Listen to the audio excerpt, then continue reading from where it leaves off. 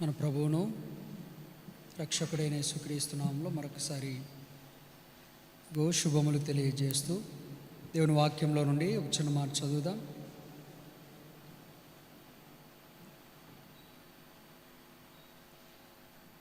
మత్తయి సువార్త 21వ అధ్యాయం.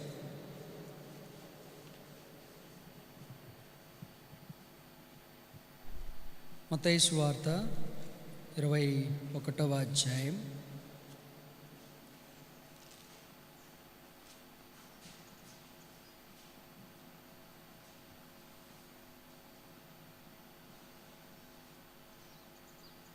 పద్దెనిమిదవ వచనం నుండి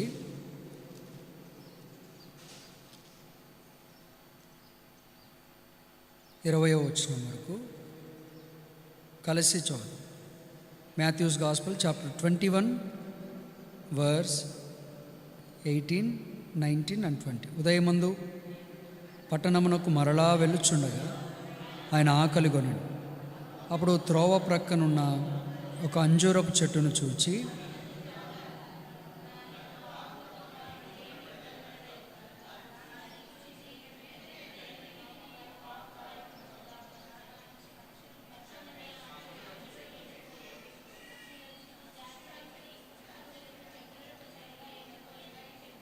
చిన్న ప్రార్థన చేస్తాం. ప్రేమగల పరలోకపు తండ్రి, కృపగల దేవ, మరొకసారి వందన స్తోత్రములతో మీ పాదములను సమీపించి ఆరాధించి గణపరుస్తూ మరి ప్రభువా మీ స్వరం వినాలని, మీ దయను మేము పొందాలని ఆశపడుతుండగా ఆశగల ప్రాణమును తృప్తిపరచు దేవా.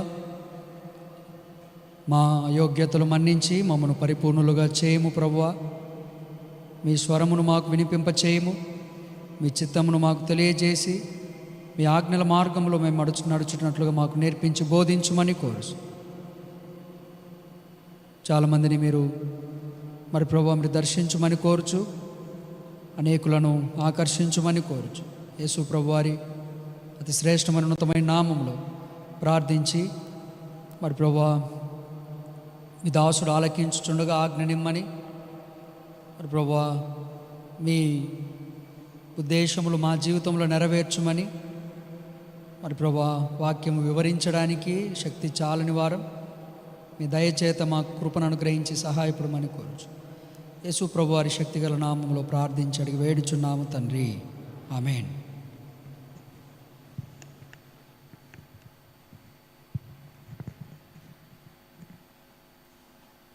ఈ సమయంలో యేసు ప్రభువారు మరలా పట్టణమునకు వెళ్ళుచుండగా, కాబట్టి ఇది యేసు ప్రభువారు రెండవసారి యెరూషలేమునకు వెళ్ళుచున్న సందర్భం. యేసు ప్రభువారు తన జీవితంలో ఆయన ఉదయకాలం అంతా ఆయా పట్టణాల్లో గ్రామాల్లో సంచరించి దేవుని మాటలు తెలియజేసి తిరిగి సాయంకాలానికి బేతనియా గ్రామానికి వెళ్ళి అక్కడ బస చేసేవాడు. మత్తయి సువార్త 21వ అధ్యాయం 17వ వచనం. వారిని విడిచి పట్టణం నుండి బయలుదేరి బేతనియాకు వెళ్ళి అక్కడ బస చేసెను. యేసు ప్రభు వారికి బస చేసే స్థలము బేతనియా. కాబట్టి బేతనియాలో ఎక్కడుండేవాడు? మార్తా, మరియా, లాజరు వారి గృహంలో ఆయన నివాసం ఉండేవాడు, లేదా ఆయన బస చేసేవాడు. కాబట్టి యేసు ప్రభు వారికి ఆతిథ్యం ఇచ్చే ఆ గృహము చాలా ధన్యకరమైంది. పట్టణంలో గొప్ప గొప్ప భవనాలు ఉన్నాయి, గొప్ప గొప్ప వారు ఉన్నారు. యెరూషలేం పట్టణం సామాన్యమైంది కాదు, చారిత్రాత్మకమైన పట్టణం. అయితే పట్టణంలో ఆయన సంచరించి సువార్త బోధించి చేసిన తర్వాత సాయంకాలం ఆయన వెళ్ళేటప్పుడు ఎవరైనా ఆయన అడిగారో లేదో తెలియదు, కానీ ఆయన మాత్రం పట్టణంలో ఉండడానికి ఇష్టపడలేదు. ఆయన ద్వారా మేలు పొందిన వారు, ఆయన ద్వారా ఆశీర్వదించబడిన వారు, ఆయన ద్వారా స్వస్థపరచబడిన వారు, ఆయన ద్వారా ప్రభు మార్గంలోనికి వచ్చిన వారు ధర్మశాస్త్రోపదేశకులు, పరిసయ్యులు, సద్దూకయ్యులు, యూదులు అనేక తెగలు పట్టణంలో ఉన్నారు. కానీ యేసుప్రభు వారు పట్టణంలో ఒక్క రాత్రి కూడా బస చేసినట్లు బైబిల్లో రికార్డు లేదు. కానీ ఆయన దానికి కొంత దూరంలో ఉన్న ఒక చిన్న గ్రామంలోనికి వెళ్ళి అక్కడ బస చేయడానికి ఇష్టపడ్డాడు. బహుశా ఆయన తగ్గింపు, ఆయన దీనత్వము, ఆయన అనాది కాల సంకల్పము, దేవుని ప్రజలు ఆయన్ను ప్రేమించే వారి ఎడల ఆయనకున్నటువంటి అత్యున్నతమైన నమ్మకము, వారితో కలిసి ఉండాలన్నటువంటి దేవుని యొక్క ప్రేమను మనం చూడగలం. అయితే మొదటి ప్రయాణంలో ఏమో కట్టబడి ఉన్న ఒక గాడిదను విడిపించాడు. రెండవ ప్రయాణం మళ్ళీ బేతనియా నుండి ఆయన యెరూషలేమునకు వెళుచున్న రెండవ ప్రయాణంలో 2 సందర్భాలు జరిగాయి. మొదటిది, ఆయన త్రోవను వెళ్ళుచూ ఉండగా ఒక అంజూరపు చెట్టు చూశాడు. ఆ అంజూరపు చెట్టు దగ్గరకు వచ్చినప్పుడు అక్కడ ఆకులు తప్ప కాయలే లేనటువంటి ఒక అంజూరపు చెట్టు, దేవుడు దాన్ని శపించాడు. ఇది మొదటి ఇన్సిడెంట్. తర్వాత రెండవది ఏం జరిగింది? రెండవసారి ఆయన యెరూషలేముకు వెళ్ళినప్పుడు 23వ వచనం నుండి దేవాలయాన్ని ఆయన పవిత్రపరిచాడు. కాబట్టి యెరూషలేము యొక్క రెండవ ప్రయాణంలో మొదటిది అంజూరపు చెట్టును శపించాడు, రెండవది దేవాలయాన్ని పవిత్రపరిచాడు. అంటే సమయానుకూలతను బట్టి ఒక విషయం మాత్రమే మనం చూడడానికి ప్రయత్నం చేస్తాం. అయితే ఇప్పుడు ఆయన అంజూరపు చెట్టు దగ్గరకు వచ్చాడు. ఆ చెట్టు దగ్గర ఉన్న పరిస్థితులు మనం గమనించగలిగితే ఆకులు తప్ప మరేమీ కనబడలేదు కనుక దాన్ని చూచి ఇక మీదట ఎన్నటికీ నీవు కాపు కాయకుందువుగా కానీ చెప్పాను. తక్షణమే ఆ అంజూరపు చెట్టు ఎండిపోయాడు. అయితే ఇదే మాట, ఇదే సందర్భము మార్కు వ్రాస్తూ ఇలా చెప్పాడు. చదవండి. మార్కు సువార్త 11వ అధ్యాయము 12-13 వచనాలు. మరునాడు వారు బేతనియా నుండి వెళ్ళుచుండగా ఆయన ఆకలి కొని ఆకులు గల ఒక అంజూరపు చెట్టును దూరం నుండి చూచి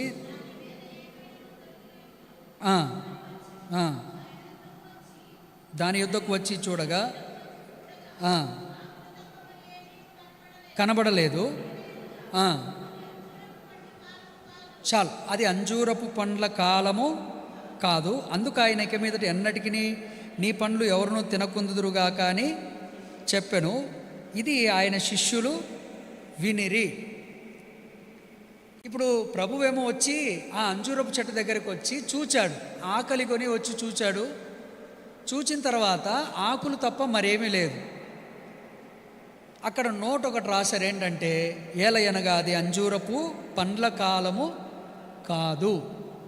చాలా క్లియర్గానే ఉంది, అంజూరపు పండ్ల కాలం కాదు. ప్రభు దగ్గరకు వచ్చాడు, చూచాడు. చూచిన తర్వాత పండ్లేమి లేవు అని అన్నాడు. చుట్టూ శిష్యులు ఉన్నారు, ఏం మాట్లాడలేదు. మళ్ళీ ఆయన నీవిక మీదట ఎన్నడూ ఫలింపకుందువుగా కానీ ఆ చెట్టును శపించాడు. ఆ చెట్టును శపించిన తర్వాత ఇప్పుడు ఈ మాటలు విన్నటువంటి శిష్యులు వారేం మాట్లాడలేదు. ఒకవేళ మాట్లాడితే ఏం మాట్లాడాలి? ప్రభువా, నువ్వు వచ్చి చూసావు, బాగానే ఉంది, ఇది అంజూరపు పండ్ల కాలం కాదు కదా, నువ్వు ఎలా దీని దగ్గరకు వచ్చి చూసావు? పైగా చూసావు మంచిది, ఏం లేదని ఊరుకొని వెళ్ళిపోవచ్చు కదా, ఎందుకు దాన్ని శపించావు అని అనాలిగా. శిష్యులే కాబట్టి, ఆయనతో చాలా సన్నిహితంగా ఉన్నారు కాబట్టి అడగాలి, అడగగలరు కూడా. ఎవరు అడిగినా అడగకపోయినా పేతురు మాత్రం అడిగేవాడు. ఎందుకు ప్రభు దాన్ని శపించావు? పాపం అది అంజూరపు పండ్ల కాలం కాదు కాబట్టి అది ఫలించలేదు, మరి నువ్వు ఎందుకు దాన్ని శపించావు? కాబట్టి 2 విషయాలు ఈ అంజూరపు చెట్టును శపించిన సంగతిని మనం చూడగలం. మొదటిది, ఆయన ఆకలి కొని ఉన్నాడు, అది అంజూరపు ఫలములు కాసే కాలము కాదు. అయితే ఈ అంజూరపు చెట్టు ఇశ్రాయేలు జనాంగమునకు సూచనగా ఉంది. కాబట్టి అది ఆయన ఫలించాలని కోరుతున్నాడు. దానిని ఫార్మేషన్ చేసినప్పుడు ఆ దేశము, ఆ ప్రజలను దేవుడు కాపాడి భద్రపరిచి వారిని దేశముగా సమకూర్చి వారిని ఒక్క జనాంగముగా ఆయన సిద్ధపరచాలని కోరుతున్నటువంటి ఆ ఆలోచన ఏదైతే ఉందో దానిలో వారు స్థిరంగా ఉండలేకపోతున్నారు. దాంట్లో నుంచి వారు ఫలించలేకపోతున్నారు. ఇది మొదటిది. రెండవది, అది అంజూరపు పండ్ల కాలము కాదు, కానీ అంజూరపు ఫలములు కాయడానికి పూత వచ్చే కాలం. హోషేయ గ్రంథం 9వ అధ్యాయం రండి. Book of Hosea chapter 9 verse 10. 9వ అధ్యాయము 10వ వచనం. అరణ్యములో ద్రాక్ష పండ్లు దొరికినట్లు ఇశ్రాయేలు వారు నాకు దొరికిరి. చిగురు పెట్టు కాలమందు అంజూరపు చెట్టు మీద తొలి ఫలము దొరికినట్లు మీ పితరులు నాకు దొరికిరి. చాలు. అంజూరపు చెట్టు దగ్గరికి ఆయన వెళ్ళాడు కదా, అది ఫలముల కాలం కాదు, కానీ ఏ కాలం అది? అది చిగిర్చే కాలం, చిగురు పెట్టి ఫలించే కాలం. మీరు కొన్ని చెట్లు మీరు చూసినప్పుడు, కొన్ని చెట్లు ఉదాహరణకు మ్యాంగో ట్రీ చూడండి, చిగురు పెడుతుంది. చిగురు పెట్టి చిగురులో ఆ చెట్టు చిగురు పెడుతూ ఉండగా దానికంటే ముందుగా, ఆ చిగురు కంటే ముందుగా ఆ చెట్టుకు ఒక చిన్న చిగురు వస్తుంది. అది పిందె అవుతుంది, అది కాయ అవుతుంది. ఆ కాయ ఆ చెట్టంతా చిగురు పెట్టి ఆ చెట్టంతా పిందెలయ్యి ఆ చెట్టన్ని ఫలములయ్యే వరకు కూడా ఆ కాయ అలాగనే కనిపిస్తూనే ఉంటుంది. మీరు ఎప్పుడైనా అబ్జర్వ్ చేయండి, ఒక చెట్టు ఫలించే కంటే ముందు అసలు ఆ చెట్టుకు ఫలించే గుణం ఉందా లేదా అని అది ప్రూవ్ చేయడానికి ఆ చిగురు పెట్టే కాలములోనే అది ఒక ఫలం ఫలిస్తుంది. That is first fruit. మొదటి ఫలము అన్నిటికంటే ముందుగా కాస్తుంది, చాలా కాలం వరకు ఉంటుంది, తర్వాత రాలిపోతుంది. ప్రభు అంజూరపు చెట్టు దగ్గరకు వచ్చి ఆ తొలి ఫలము చూడాలని కోరాడు. కానీ అది ఫలములు ఫలించే చెట్టు కాదు. ఎందుకని? దాంట్లో ఆకులు తప్ప మరేమీ లేవు. మీరు ఎప్పుడైనా అంజూరపు చెట్టు చూసారా అండి? చూడలేదు మీరు? అంజూరపు చెట్టు చూసారా? అంజూరపు చెట్టు మిగిలిన కాలం అంతా కూడా ఆకులేమీ ఉండవు. అది కేవలము కొమ్మలు మాత్రమే ఉంటుంది. అది పచ్చగా ఉంటుంది, కొమ్మలు మాత్రమే. అది ఫలించే సమయానికి విస్తారమైన ఆకులు వచ్చేస్తాయి. ఫలాలు అయిపోగానే ఆకులన్నీ పడిపోతాయి. అది అంజూరపు చెట్టు. మీకు అంజూరపు చెట్లు కావాలంటే అనంతపురం డిస్టిక్లో అంజూరపు చెట్లు విస్తారంగా పండిస్తారు. అయితే ప్రభు ఏం కోరుతున్నాడు మనలో నుంచి? తొలి ఫలాలు కోరుతున్నాడు. ఫలములు ప్రారంభమయ్యే కాలంలో ప్రభు కొరకు ఫలించాలని ప్రభు కోరుతున్నాడు. లూకా సువార్త 13వ అధ్యాయంలో ఆయన అంజూరపు చెట్టు గురించే ఒక మాట ఇలా అన్నాడు. లూకా సువార్త 13వ అధ్యాయం 6 నుండి 9 వచనాల్లో 6వ వచనం.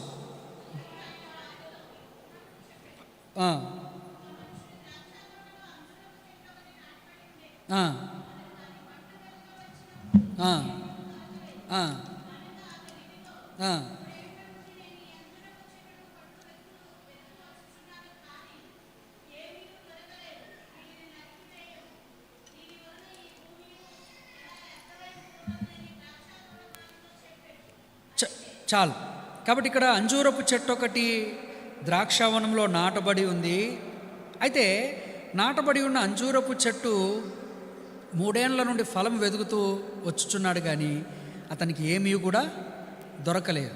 అప్పుడు ఆయన అన్నాడు, ఎందుకు ఈ భూమి వ్యర్థమైపోవాలి అని ద్రాక్ష తోటమాలితో చెప్తే ఆయన బ్రతిమలాడుతున్నాడు, లేదయ్యా ఇదొక్క సంవత్సరం ఉండని, ఇదొక్క సంవత్సరం ఉండని, ఇదొక్క సంవత్సరం ఉండని. 3 years పోస్ట్ పోన్ చేసి చేసి చేసి యజమాని చెప్పాడు, లేదు లేదు ఇది దీనివల్ల భూమి వ్యర్థమైపోతుంది, దయచేసి దీన్ని కొట్టివేయి. ప్రియ స్నేహితుడా, ఈ యెరూషలేము యొక్క 2వ ప్రయాణంలో యేసు ప్రభువారు అంజూరపు చెట్టును చూచి ఆయన ఏం చేస్తున్నాడంటే శపిస్తున్నాడు. ఇక నువ్వు ఎన్నడూ ఫలింపకుందువుగాక, నీ ఫలములో ఎవ్వడు తినకుండునుగాక. ఎందుకని? యజమాని అయిన దేవుడు దాన్ని 3 ఏళ్ల నుండి ఫలం వెదక వచ్చి ఉన్నాడు. ఇప్పుడు ఆయన ఫలములు వెదకడానికి ఫండమెంటల్గా ప్రైమరీగా ఆయన ఏం చేశాడంటే ఆ అంజూరపు చెట్టును నాటాడు. రెండవది, దాని కొరకు కొంత భూమిని ఆయన ఉపయోగించాడు, ఒక తోటమాలిని ఉంచాడు. ఆయన దానికి యజమానిగా ఉన్నాడు. ఆయన దాని నుండి ఫలములను కోరుతున్నాడు. ఫలములను కోరుతున్నప్పుడు అది ఫలించకపోతే యజమానికి ఎంత బాధ కలుగుతుంది, ఎంత రోదన కలుగుతుంది. నువ్వు ఒక చెట్టు, ఆ చెట్టుకు నీళ్ళు వేయి, చుట్టూ కంచె వేయి, 3 ఏళ్ల తర్వాత కూడా అది ఫలించకపోతే నీకు బాధ ఉండదా? నువ్వు పిల్లలను కను, పెద్ద చేయి, వారి కోసం ఎన్నో కలలు కను, పెద్ద అయిన తర్వాత ఉపయోగపడకపోతే నీకు బాధ ఉండదా? యజమాని అయిన దేవునికి నీ విషయంలో అంజూరపు చెట్టునకు కలిగి ఉన్నటువంటి బాధనే దేవుడు కూడా కలిగి ఉన్నాడు.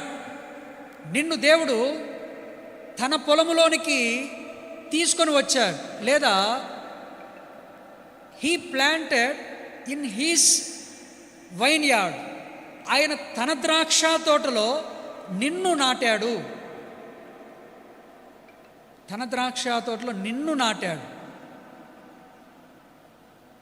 He planted himself. ఆయన తనకు తానుగా నిన్ను నాటాడు.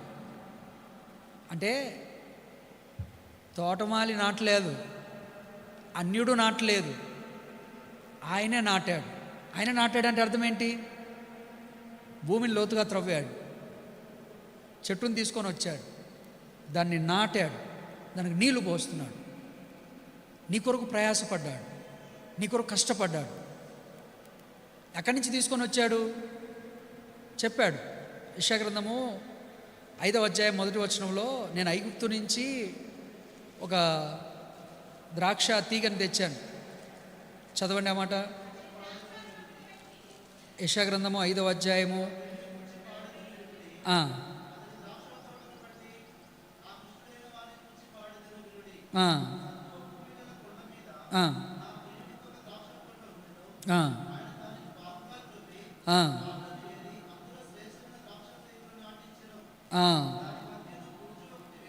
చాలు.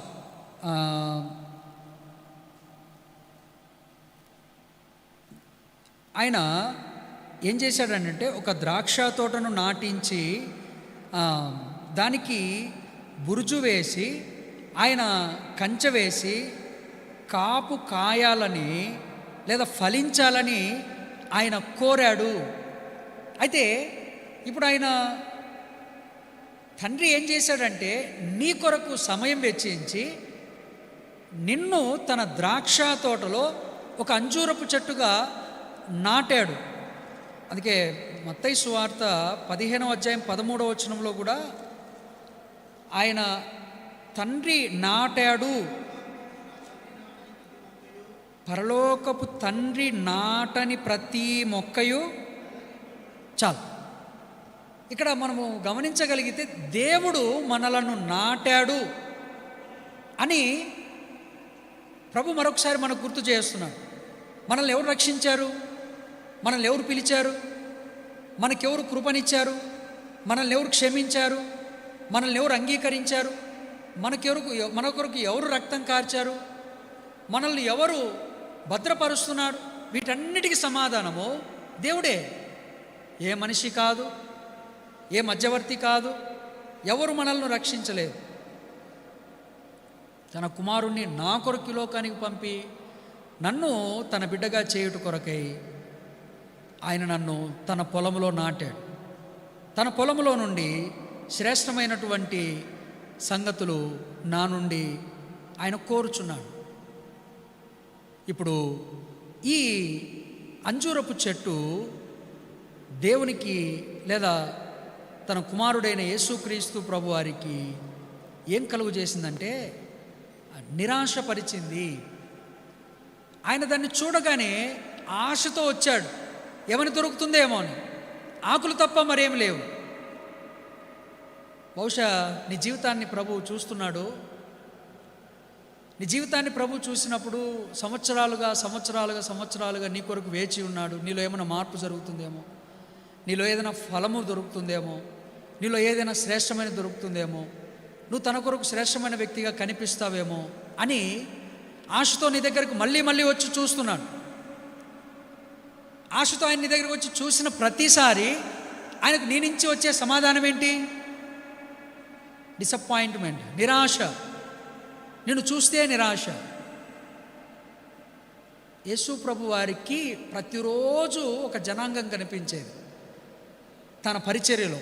వారి పేరు సద్దూకయ్యులు. వారిని ఇంగ్లీష్లో సాడిసూస్.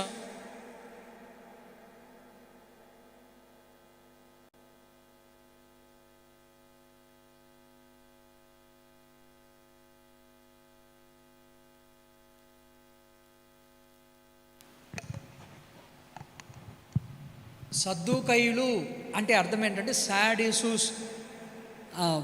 వారిని చూడడమే దుఃఖం అంట. వారిని చూస్తేనే అబ్బా ఎందుకురా వీడు ముఖం చూశాను అంటారుగా. అర్థమైందా? కొందరు ముఖాలు చూడండి, ఏంటి ముఖం ఎప్పుడు అలా పెట్టుకున్నావు, నీ ముఖం చూస్తేనే దరిద్రం అంటారుగా. అనరండి, ముఖం చూడు ఎలా ఉందో అని అంటారు. సద్దూకయ్యుల ముఖం చూస్తూనే వారి పేరే అది.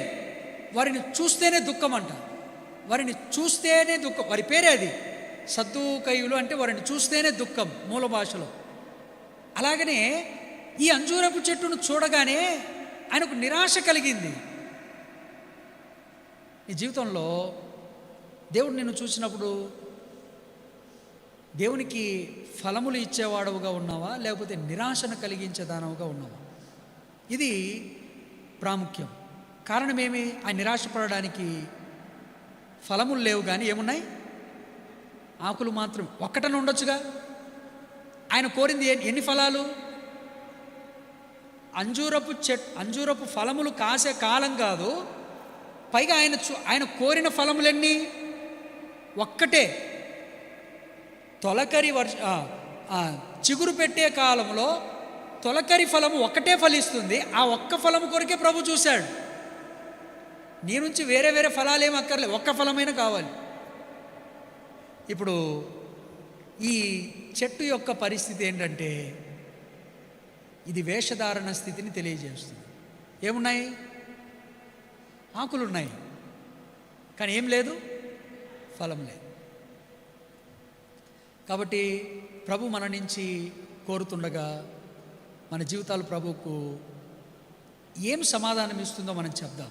ప్రభు, నన్ను రక్షించావు, నన్ను ఐగుప్తు నుండి తీసుకొని వచ్చి నాటావు, లోకంలో అన్యుడని నశించుకోవలసిన నన్ను మొదటి ప్రయాణంలో కట్టబడి ఉన్న గాడిదను చూశాం, అపవిత్రమైంది. దాని పరిస్థితిని బట్టి అది ప్రతిష్ఠించబడడానికి కూడా యోగ్యమైంది కాదు. అది 2 మార్గముల మధ్య కట్టబడి ఉంది.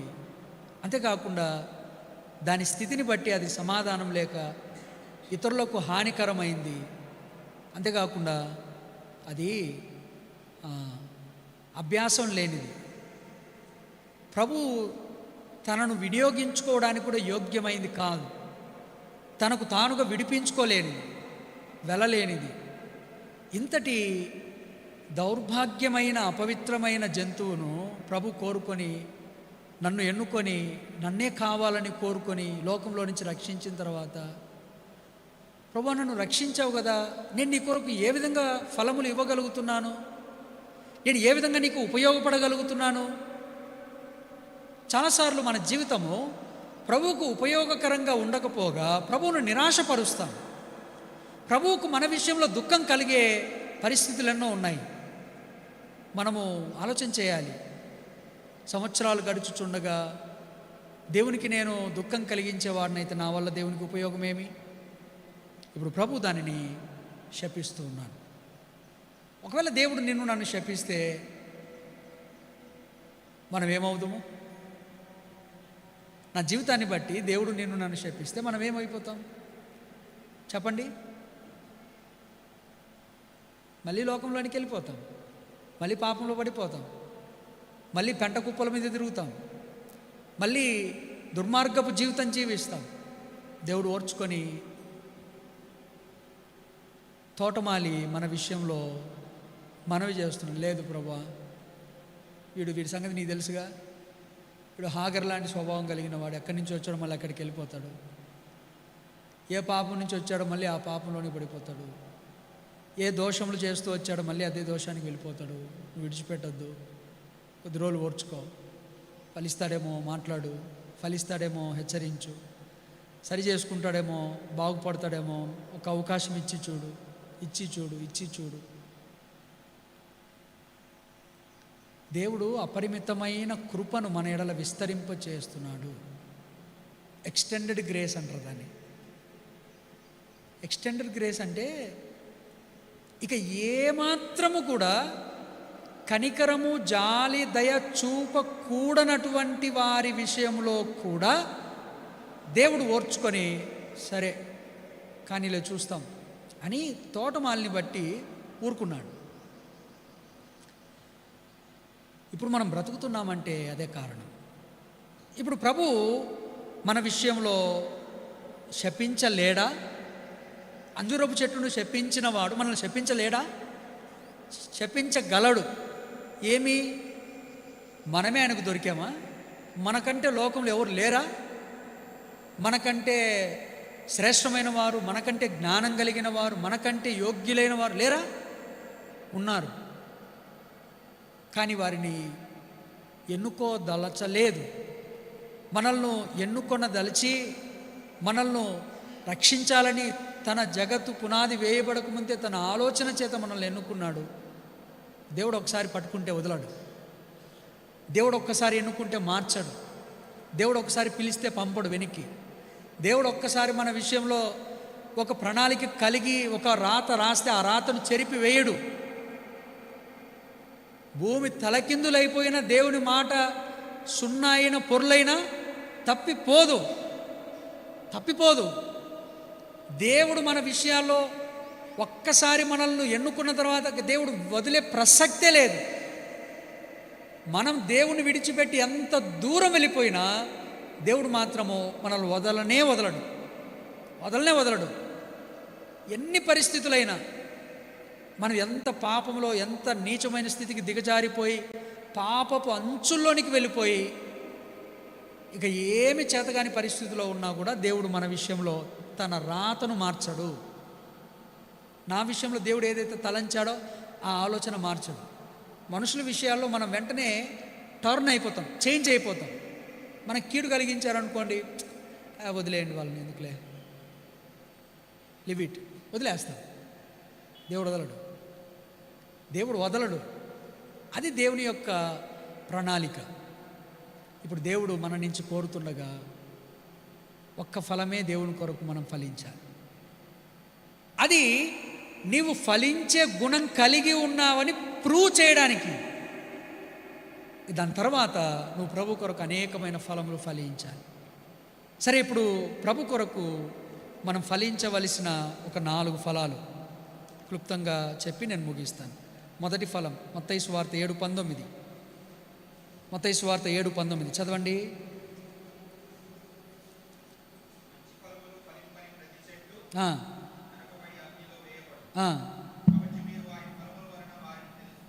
కాబట్టి మీరు వారి ఫలముల వలన వారిని తెలుసుకొందురు. ఏంటంట?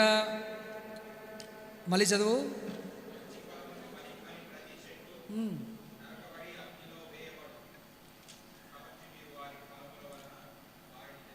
చాలు. ఏ ఫలం అంట? మంచి ఫలం. మంచి ఫలం ఎక్కడి నుంచి ఫలిస్తుంది? మంచి చెట్టు. మంచి చెట్టు ఎక్కడి నుంచి వస్తుంది? మంచి విత్తనం. మంచి విత్తనం, మంచి చెట్టు, మంచి ఫలం. మంచి విత్తనం ఎవరు? Who is the good seed? What is the good seed?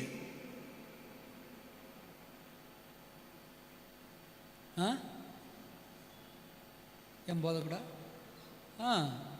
దేవుని వాక్యమే మంచి విత్తనం. వాక్యము విత్తనం కదా, వాక్యమే విత్తనం. కాబట్టి ఎవరి జీవితంలో అయితే వాక్యం ఉంటుందో వారు ఏ ఫలం ఫలిస్తారు? మంచి ఫలం ఫలిస్తారు.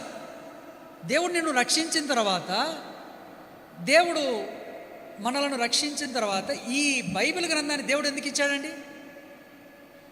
పురాతన కాలం మొదలుకొని దేవుడు మాట్లాడిన మాటలన్నీ తన ప్రజలకు ఎందుకు చేరువలో ఉంచాడు? ఇది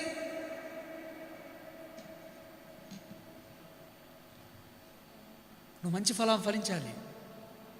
దేవుని మాట నీ జీవితంలో కార్య అవుట కొరకై ప్రతిదినం నువ్వు ఆహారంగా తీసుకోవడానికి ఆహారం ఎలాగున దేవుడిచ్చాడో దేవుని వాక్యాన్ని నీకు అలాగనే ఇచ్చాడు. అయితే చాలామంది దేవుడు ఫలాలు వెదక వచ్చినప్పుడు వారి జీవితంలో మంచి ఫలం లేదు.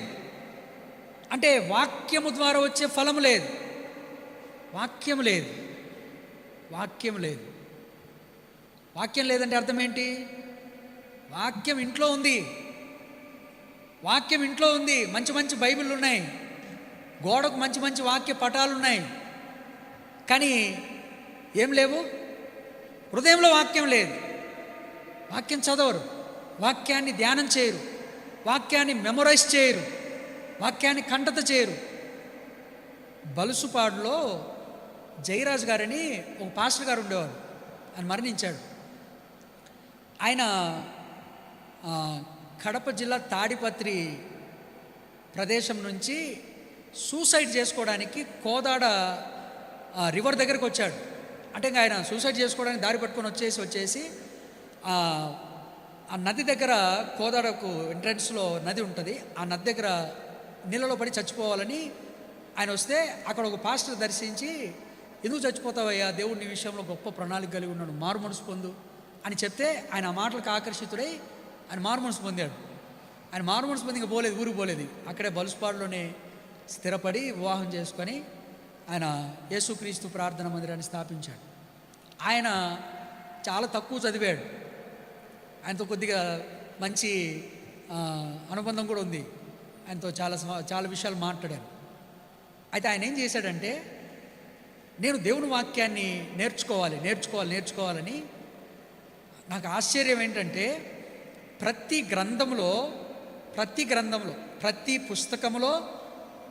పుస్తకంలో ప్రతి అధ్యాయంలో ఒక పెద్ద వచనాన్ని ఎన్నుకొని ఆయన మెమరైజ్ చేసేసాడు. ఆయన కంటతగా చెప్పేస్తాడు అంతే. ప్రతి పుస్తకంలో ప్రతి అధ్యాయంలో ఒక పెద్ద వచనం, చిన్న వచనం కాదు. మీరు ఎవరైనా మీకు కంటతో వచ్చిన వాక్యం చెప్పండి అంటే ఏం చెప్తారండి? అది చిన్న వాక్యం తీసుకొని నాకు వచ్చని చెప్తాం. ఒక పాస్టర్స్ మీటింగ్లో ఒక పెద్ద పాస్టర్ గారు అడిగారండి, అంతా పాస్టర్ గారు కదా, మీరు దేవుని వాక్యాన్ని మీకు వచ్చినది నేర్చుకున్నది చెప్పండి అని అంటే, ఒక్కొక్కరు లేచి యేసు కన్నీరు విడిచెను, అమ్మా ఎందుకు ఏడ్చుచున్నావు, ఇలాంటి ఒక్కొక్క లైన్ ఉండేటని చెప్పారండి. ఈయన లేచి నీకేమొచ్చు అది చెప్పంటే ఇక మొదలు పెట్టాడండి. మొదలు పెడితే అందరూ నివ్వెరపోయారు, ఆశ్చర్యపోయారండి. వామ్మో, చూస్తే చాలా షార్ట్గా ఉంటాడు, అంతే, చాలా షార్ట్గా ఉంటాడు, చదువు లేని ఒక అనాగరికమైన వ్యక్తిగా ఉంటాడు. కానీ వాక్యాన్ని మెమరైజ్ చేశాడు. ఆయన చెప్పేది విని నేను సిగ్గుతో తలదించుకున్నాను. ఇక ఆయన దిక్కు చూడలేకపోతున్నాను. ఇక ఆయనకు అర్థమై, పర్లేదులే నువ్వు కూడా మెమరైజ్ చేయంటే చెప్పాను, నా బలహీనత చెప్పాను, ఇది అది, కానీ నాకు వాక్యం గుర్తుంది, నేను చాలా విషయాలు నేర్చుకున్నాను అని నేను కూడా కొన్ని ఆయన కంటత చెప్పాను. ఆయన కూడా మంచిది, కానీ ఇలా చేయి నాకు కూడా కొన్ని సలహాలు ఇచ్చాడు. ఎందుకు వాక్యాన్ని మెమరైజ్ చేయాలి? నువ్వు మంచి ఫలం ఫలించాలంటే నీకు మంచి విత్తనంతో పాటు నీకు ఎస్సెన్స్ కావాలి, నీకు ఎరువు కావాలి. ఒక బైకు ఇక్కడి నుండి అక్కడికి నడవాలంటే ఫ్యూయల్ కావాలి కదా. నువ్వు ఫలం ఫలించాలంటే నీకు ఎరువు కావాలి, ఎస్సెన్స్ కావాలి. చాలామంది నామకార్థతలో బ్రతుకుతున్నారండి, యూజ్లెస్. నువ్వు ఎన్ని సంవత్సరాలు బ్రతికినా వ్యర్థమే. ఈ అంజూరపు చెట్లాగా నువ్వు విత్తనం, నీలో మంచి విత్తనం ఉన్నా, నువ్వు చెట్టుగా కనిపిస్తూ ఉన్నా, నీలో ఆకులు కనిపిస్తున్నా ఫలం లేకపోతే you are useless. Just like anjeer tree, ఈ అంజూరపు చెట్లాగానే. ఎందుకు నువ్వు ఫలించకున్నావు? నీలో వాక్యమనే విత్తనం ఎదిగి ఫలించి అది మంచి విత్తనముగా మంచి ఫలముగా ఫలించడానికి నీవు వాక్యాన్ని కోరుకోలేదు, వాక్యాన్ని నీ జీవితానికి ఎరువుగా మార్చుకోలేదు. అది నీ బలహీనత. ప్రభు దగ్గరికి రా, ప్రభువా నేను మంచి ఫలం ఫలించడానికి నాకు సహాయం. రెండవది మార్కు సువార్త, లూకా సువార్త 3:8, మారు మనస్సునకు తగిన ఫలం. చదవండి, లూకా సువార్త 3:8 త్వరగా. ఫలించుడి తండ్రి అని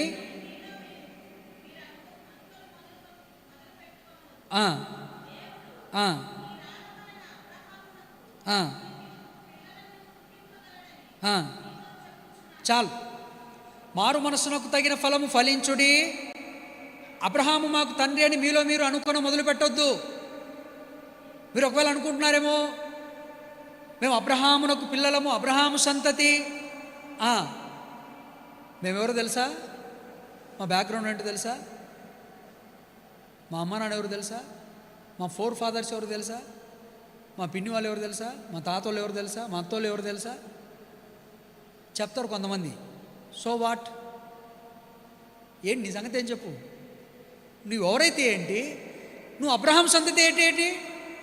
నువ్వు మారు మనసు తగిన ఫలం ఫలించకపోతే నువ్వు అబ్రహాం సంతతి అయితే ఏం లాభం?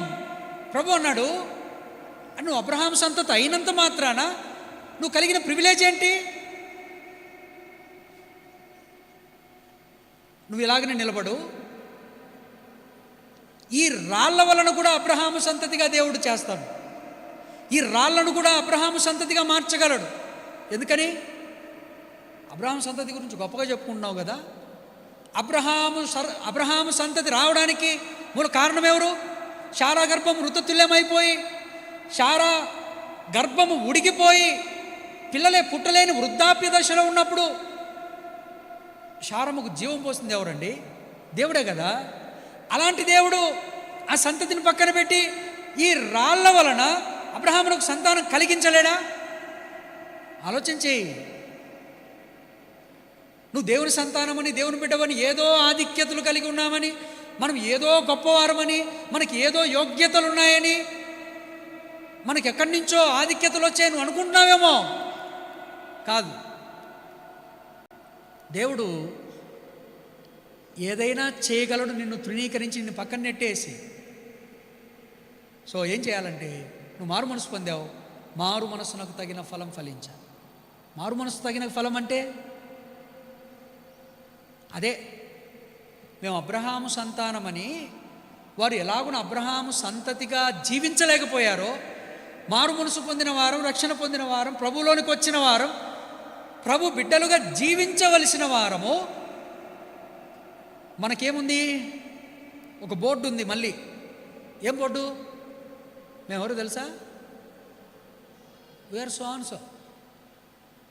మాకు వాక్యం తెలుసు. ఏం తెలుసు? మాకు వాక్యం తెలుసు. మీకేం తెలుసు? మీ చర్చిలో ఏం చెప్తారు? మీరేం చేస్తారు? మీరు అది చేస్తారా, ఇది చేస్తారా, అట్ట చేస్తారా, ఇటు. మరి నువ్వేం చేస్తున్నావు? ఇంత వాక్యం తెలిసి, ఇంత దర్శనం ఉండి నువ్వేం చేస్తున్నావు?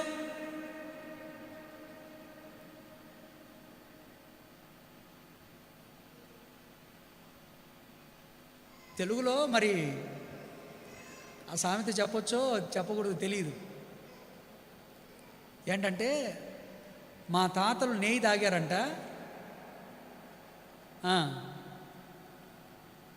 మా తాతలు నెయ్యి తాగారు.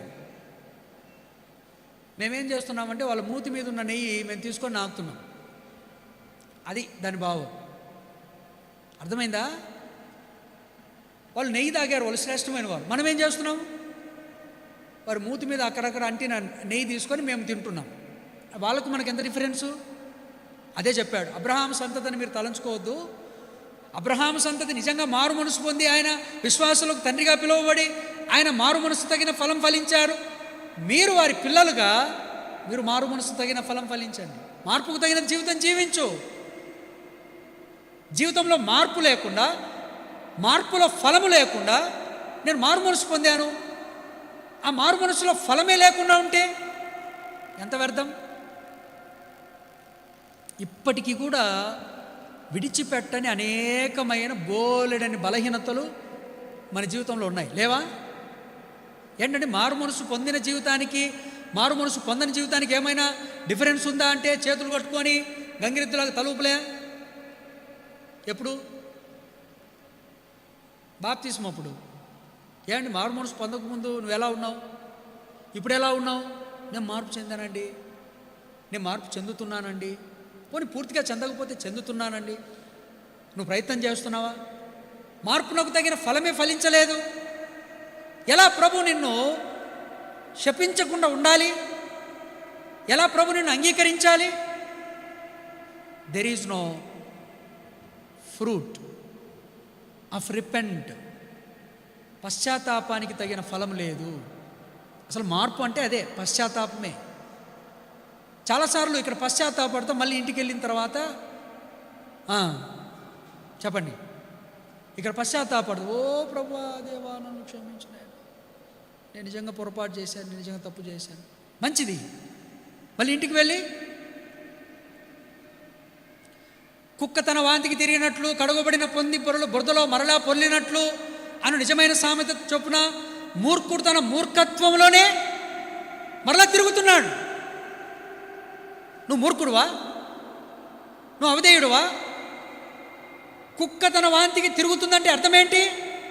నువ్వు పశ్చాత్తాపడ్డావు, నువ్వు మార్పు చెందావు, పశ్చాత్తాపానికి తగినట్లు జీవించాలా?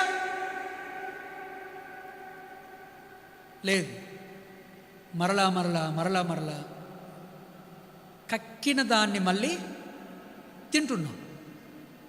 నీకు కుక్కకు పెద్ద వ్యత్యాసం లేదుగా, నీకు పందికి నాకు పందికి పెద్ద వ్యత్యాసం లేదుగా. చెప్పండి. మనం నిజంగా కాలువలో పోయి పొరలము, కానీ అంతరంగంలో అంతా కూడా బురద.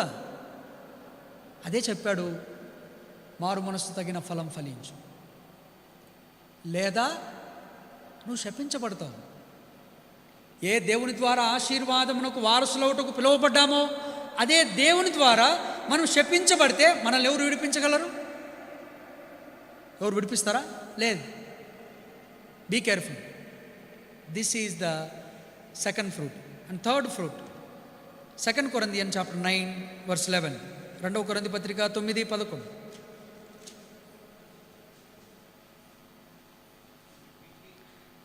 మీ కొరకు ఆత్మ సంబంధమైనవి మేము విత్తి ఉండగా మీ వలన శరీర సంబంధమైన ఫలములు కోసుకొనుట గొప్ప కార్యమా? చదవండి.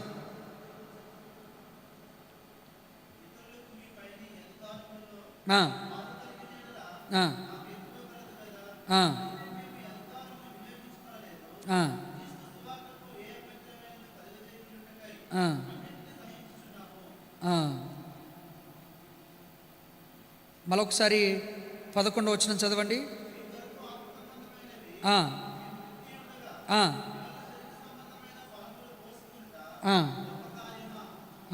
తర్వాత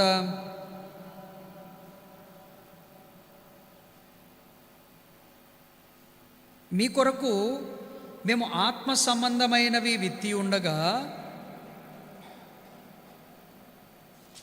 క్షమించండి, 2వ కొరింథీ పత్రిక కదని చెప్పింది, ఒకటేనా? 2వ కొరింథీ 9:11 చెప్పానండి. 10వ వచనం చదవండి.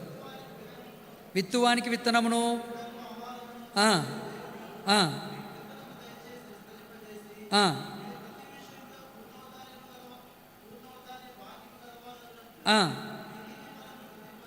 మీ నీతి ఫలమును వృద్ధి పొందించును. మీ నీతి ఫలమును వృద్ధి పొందించు. ఇక్కడ 3వ ఫలం ఏంటి? నీతి ఫలం. What is the fruit of righteous or righteousness. నీతి ఫలం ఏంటి? నీతి ఫలం ఏంటి? నీతి అంటే ఫలం ఏంటి? నీతి అనే ఫలం ఏంటి? అసలు నీతి ఏంటి? What is the meaning of righteousness? The richest holiness is the righteousness. The fullness of holiness is the righteousness. పరిశుద్ధత, పరిపూర్ణత నీతి. పరిశుద్ధత యొక్క పూర్తి నీతి. అంటే మనము మంచి ఫలాలతో పాటు పరిశుద్ధమైన ఫలాలు కూడా ఫలించాలి. పరిశుద్ధమైన ఫలాలంటే ఏంటి?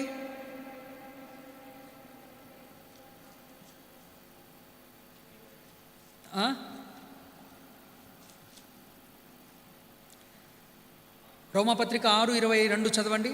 రోమపత్రిక 6:22. అయినను ఇప్పుడు పాపం నుండి విమోచింపబడి దేవునికి దాసులైనందున పరిశుద్ధత కలుగుటయే మీకు ఫలం. పరిశుద్ధత కలుగుటయే మీకు ఫలం. పరిశుద్ధత కలగడం అంటే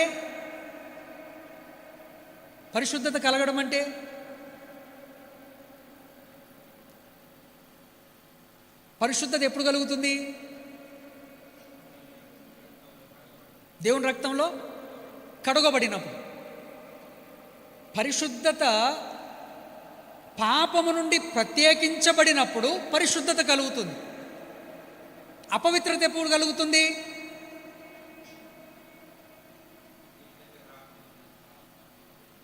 పరిశుద్ధత ఎలా కలుగుతుంది? పాపములను విడిచిపెట్టి పాపములు కడగబడినప్పుడు పరిశుద్ధత కలుగుతుంది. మరి పాపం ఎప్పుడు కలుగుతుంది?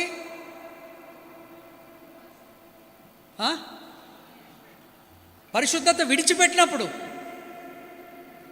పరిశుద్ధత కలగాలి అంటే పాపాన్ని విడిచిపెట్టాలి. పాపం కలగాలంటే, పాపం చేస్తే పరిశుద్ధత పోదు. పరిశుద్ధతను విడిచిపెట్టినప్పుడు పాపం కలుగుతుంది.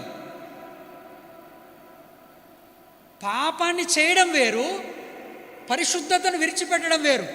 ఫండమెంటల్గా మనం మారు మనసు పొందక ముందు వీఆర్ సిన్నర్స్.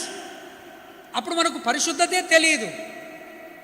కాబట్టి పాపం చేశాం, పాపంలో ఉన్నాం. ఇప్పుడు పాపాన్ని విడిచిపెట్టి పరిశుద్ధులైన తర్వాత ఇప్పుడు మళ్ళీ నేను పాపం చేయాలంటే నాకున్న పరిశుద్ధతను నేను కోల్పోయి, పరిశుద్ధతను విడిచిపెట్టి పరిశుద్ధ స్థితిని కోల్పోయి అక్కడి నుంచి నేను మళ్ళీ పాపం వైపుకు చాలా దూరం ప్రయాణం చేస్తేనే నేను పాపం చేయగలను. అదర్వైజ్ నేను చేయలేను. ఇప్పుడు ఒకవేళ నేను పరిశుద్ధతలో ఉన్నా కూడా అపవిత్రత మాత్రం నన్ను విడిచిపెట్టదు. నా దగ్గరికి రావాలని చూస్తుంది, నన్ను ఆకర్షించాలని చూస్తుంది, నన్ను వాడుకోవాలని చూస్తుంది, నాలో పని చేయాలని చూస్తుంది. నాలోనికి రాదు. ఎందుకని? నాలో పరిశుద్ధత ఉంది. పరిశుద్ధుడైన దేవుడు నాలో ఉన్నాడు. నా ఫలమే, నా జీవితమే పరిశుద్ధమైనదిగా కనిపిస్తుంది. కాబట్టి పాపము నాలోనికి రాదు.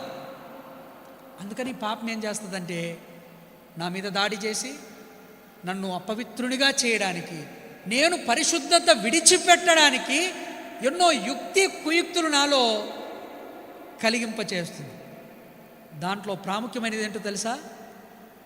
నిన్ను అపరిశుద్ధినిగా చేయడానికి, అపవిత్రునిగా చేయడానికి సాతానుడు దూరంగానే ఉండి నీకు సమీపంగా లేకుండా నీ మీద ప్రయోగించే శ్రేష్టమైన ఈ తంత్రము, లేకపోతే వాని ఆయుధం, వాని వెపన్ ఏంటంటే నిన్ను ప్రార్థన చేయనీయుడు, వాక్యం చదవనీయుడు. ఈ రెండు చాలు నువ్వు పరిశుద్ధత విడిచి పాపానికి వెళ్ళడానికి. ఒక వ్యక్తి పాపం చేయడానికి ప్రాముఖ్యంగా ఆ వ్యక్తి ప్రార్థన కోల్పోయి వాక్యం చదవడం మానేస్తే పాపం వైపుకు పరిగెత్తడానికి సాహసించి బలం పొంది పరిగెత్తి వెళ్తాడు. నువ్వు పరిశుద్ధంగా ఉన్నానని అనుకుంటూ ప్రార్థన చేయకుండా బైబిల్ చదవకుండా ఉంటే నువ్వు మోసపోతున్నావు. అంతే, నువ్వు మోసపోతున్నావు. కాబట్టి పరిశుద్ధత కలగడమే నీకు ఫలం. అసలు నీ ఫలం ఏంటంటే నువ్వు పరిశుద్ధంగా జీవించడమే. పరిశుద్ధంగా జీవించడం అంటే అర్థం ఏంటి? యేసు ప్రభువారు ఆయన జీవితంలో ఒక అద్భుతమైన హంబుల్నెస్, సాత్వికం ఏంటంటే తన శిష్యుల పాదాలు కడిగాడు. శిష్యుల పాదాలు కడగడం అంటే అంత ఈజీ కాదు. అయితే పేతురు దగ్గరకు వచ్చి ఆయన పాదాలు పట్టుకుంటుంటే పేతురు అభ్యంతరపడి, ఏంటి ప్రభా నువ్వు నా పాదాలు కడుగుతావా? వద్దు నేను కడుక్కుంటాలే అన్నాడు. నాకు తెలుసయ్యా, నేను నీ పాదాలు కడగకపోతే నాలో నీకు పాలు లేదన్నాడు. వామ్మో, అలా అయితే నా పాదాలే కాదు నా తల నుంచి కడుగు అన్నాడు. ఎంత ఆశ చూడండి. ప్రభు అన్నాడు, ఓవర్ యాక్షన్ వద్దులే, నువ్వు ఆల్రెడీ కడగబడినవాడవే కదా, నువ్వు పాదాలు కడిగితే చాలు, నువ్వు నాలో భాగమై ఉన్నావు, నీ పాదాలు కడుక్కుంటే చాలు. అంటే అర్థం ఏంటి? నేను పరిశుద్ధపరచబడ్డాను, కానీ నా ప్రవర్తనలో, నా ఆలోచనలో, నా తలంపులో, నా జీవితంలో మరక అంటుతుంది, మైలు అంటుతుంది. నువ్వేం చేయాలి? వెంటనే పవిత్రపరచు, వెంటనే శుద్ధి చేసుకో. Be kept you and yourself holy. నీకు నీవుగా నువ్వు పరిశుద్ధుడవుగా ఉండునట్లుగా చూసుకో. అదే ఫలం. ప్రభు వచ్చినప్పుడు ఏం చూస్తాడో తెలుసా? నువ్వు ఏ కులం నుంచి వచ్చావు, నువ్వు ఏ మతం నుంచి వచ్చావు, నువ్వు ఏ జాతి నుంచి వచ్చావు, ఏ ఊరు నుంచి వచ్చావు, నువ్వు ఏ ఆధిక్యతల నుంచి వచ్చావు, నువ్వు ఏ సంఘం నుంచి వచ్చావు, ఏ ప్రమాణాల నుంచి వచ్చావు, లేకపోతే దేవుడి కొరకు ఏమేమి చేశావు, నథింగ్. నువ్వు పరిశుద్ధుడవుగా ఉంటే చాలు, అంతే. నువ్వు పరిశుద్ధుడవుగా ఉండి నీ జీవితాన్ని పరిశుద్ధంగా కాపాడుకొనగలిగింటే చాలు. ప్రభు వచ్చినప్పుడు ఎత్తబడే గుంపులో చేర్చబడ్డానికి. నేటి దినాల్లో చాలామంది వారి జీవితంలో పరిశుద్ధత యొక్క వైరాగ్యత కోల్పోయి, పరిశుద్ధత యొక్క పరిపూర్ణత కోల్పోయి, నీతి అనే ఫలములు ఫలించలేని దౌర్భాగ్యమైన స్థితిలోనికి వెళ్ళిపోయారు. పైగా వారు అన్నీ చేస్తారు, నామకార్థంగా అన్నీ చేస్తారు, కేవలము పరిశుద్ధత మాత్రం కలిగి ఉండరు. నువ్వు ఎన్ని చేసినా పరిశుద్ధత లేకపోతే, పరిశుద్ధత లేకుండా ప్రభువును చూడడు. నువ్వు ఎన్నైనా చేయి, నువ్వు ఎంత వైరాగ్యమైన కలిగి ఉండు, భక్తిలో, ఆచార వ్యవహారాల్లో, నియమాల్లో, పట్టింపులో నువ్వు ఎన్నైనా కలిగి ఉండు, పరిశుద్ధత లేకపోతే లేదు. అందుకే దేవుడు కోరుతున్నాడు, ఓ అంజూరపు చెట్టు, నీ జీవితంలో నీతి అనే ఫలం లేదు. దేవుడు కోరి చూచి ఆశించాల్సిన ఒక్క ఫలమే నీలో లేదు. ఇది మూడవది. నాలుగవది ప్రకటన గ్రంథము 18:14 చదవండి. ప్రకటన గ్రంథము 18:14.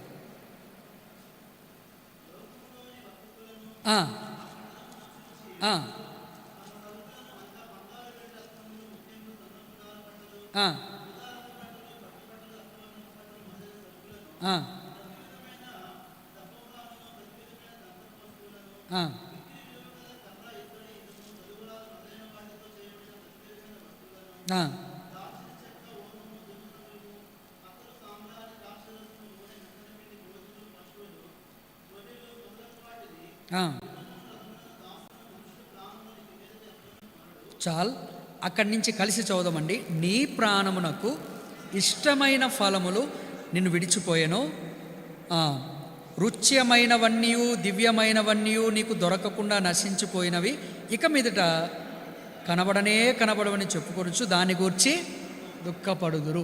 ఈ సందర్భం వేరు పూర్తిగా. నాకు కావాల్సిన ఒక్క మాట ఏంటంటే, నీకు ఇష్టమైన ఫలములు, నీ ప్రాణమునకు ఇష్టమైన ఫలము. దేవుడు ఏం కోరుతున్నాడు? తనకు ఇష్టమైన ఫలములు కోరాలి, తనకు ఇష్టమైన ఫలములు ఫలించాలి. దేవునికి ఇష్టమైన ఫలములు దేవుడు కోరేవాడు. చదవండి, సాంగ్ ఆఫ్ సాలోమన్, పరమగీతముల గ్రంథం, సాంగ్ ఆఫ్ సాలోమన్ చాప్టర్ 7 verse 13, 7:13. సువాసననిచ్చుచున్నది ప్రియుడా,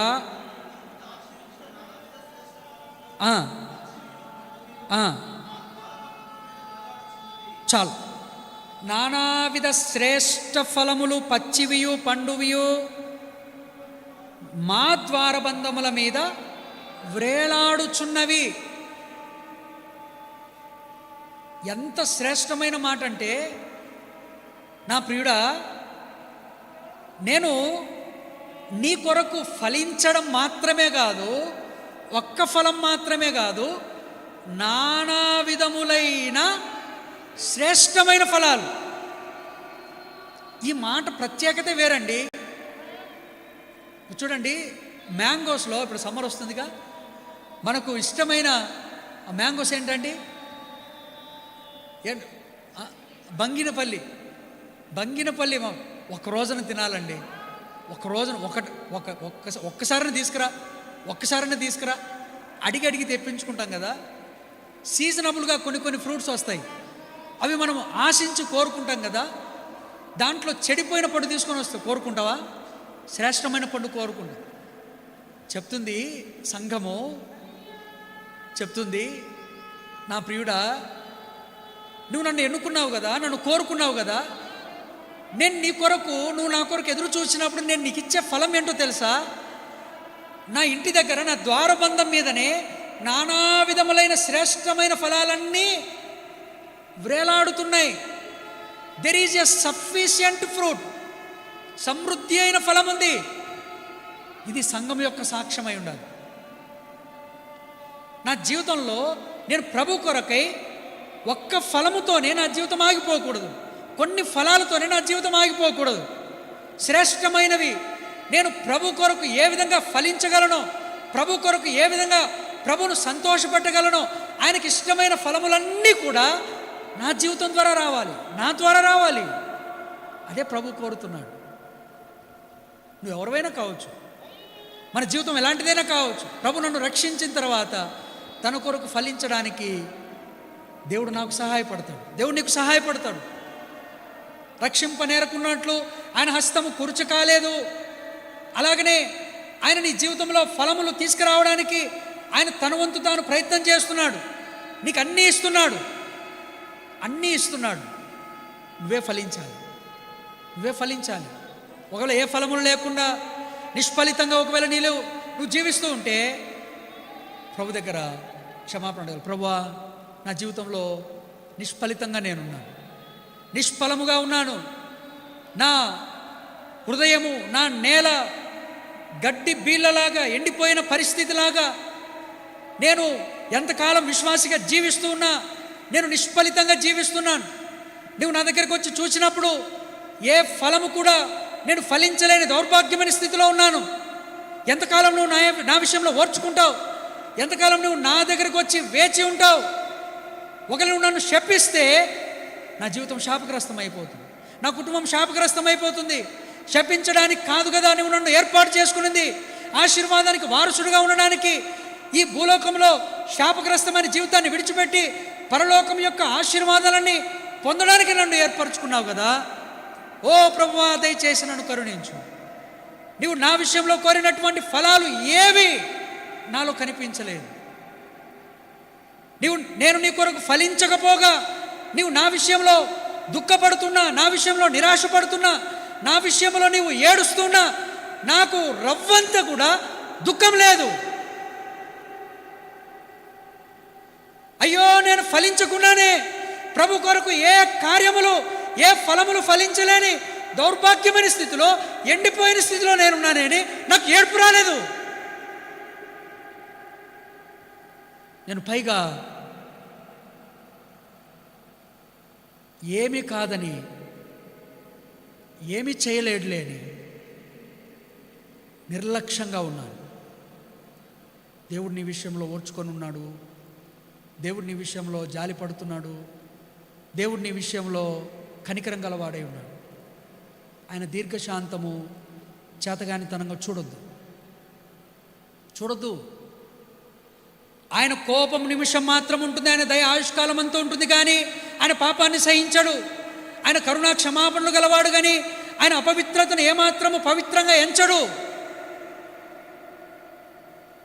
నాటి దినాల్లో మన పితరులు పాపం చేసినప్పుడు ఆయన విడిచిపెట్టలేదుగా. మన పితరులు ఫలించకుండా ఉంటే ఆయన విడిచిపెట్టలేదుగా. ఇప్పుడైనా నువ్వు ఆయన వైపు తిరుగుతావా? ఆయన నీ దగ్గరకు వచ్చి చూచినప్పుడు నీలో ఏ ఫలములు కానరాకపోతే ఉపయోగం ఏంటి?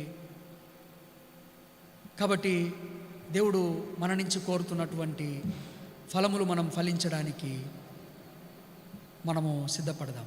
చివరిగా ఒక మాటతో ఈ సందేశాన్ని ముగిస్తాను. న్యాయాధిపతుల గ్రంథం 9వ అధ్యాయం 10వ వచనం. న్యాయాధిపతుల గ్రంథం 9వ అధ్యాయం 10వ వచనం.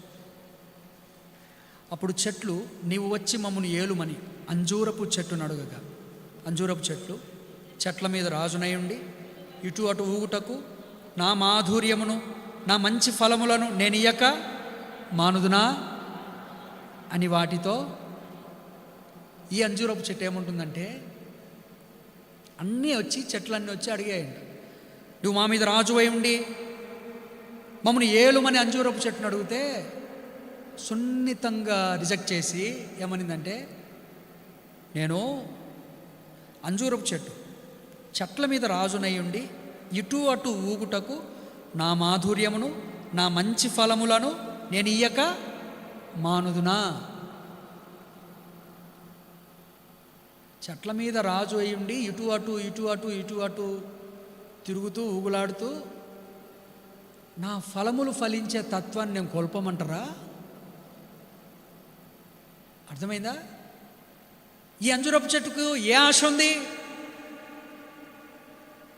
చెట్లన్నీ వచ్చి రాజుగా చేయాలంటే, వామ్మో నిజంగా నేను చెట్టుకు రాజు అవుతానా? అలా అయితే నేను వచ్చేస్తాను అని పోలే. రాజు అయితే, అధిపతి అయితే, అధికారి అయితే నేను నా జీవితంలో నా ఫలాలు కోల్పోతాను. నో. దేవుడు నన్ను ఎన్నుకున్నది ఎందుకొరకంటే, నేను ఆయనకు ఫలాలు ఇవ్వాలని, నా మాధుర్యము నాలోని శ్రేష్టమైనది దేవునికి ఇవ్వాలని దేవుడు నన్ను ఎన్నుకున్న తర్వాత నేను రాజుగా వచ్చి ఇటు అటు తిరుగుతూ నేను నా దేవుని యొక్క ఉద్దేశాన్ని నేను నిర్వీర్యం చేస్తే దేవుడు నన్ను నా యందు ఇష్టపడడు. కాబట్టి నేను రాజుగానైనా ఉండకుండా మానుతాను, కానీ నా మాధుర్యాన్ని దేవునికి ఇవ్వకుండా మానను. జీవితంలో ఈ జీవితం చాలా చిన్నది. ప్రభు కొరకు జీవించడానికి ఆటంకములైన అనేకమైన అభ్యంతరాలు వస్తాయి. నువ్వు అభ్యంతరాలు చూసి, ఆటంకాలు చూసి నీ జీవితాన్ని, నీ మాధుర్యాన్ని ప్రభువుకి ఇవ్వకుండా నీవుగా ఆటంకపరచబడితే ఆ అంజూరపు చెట్టు శపించబడుతుంది. నీ జీవితం ఆశీర్వదించబడాలంటే అన్నీ విడిచిపెట్టి ప్రభు కొరకు ఫలభరితమైన జీవితం జీవించు. ప్రభు కొరకు ప్రభుకి ఇష్టమైన కార్యములు చేసి ఆయన సంతోషపెట్టుదుముగా. మోకరించండి, ప్రార్థన చేస్తాం.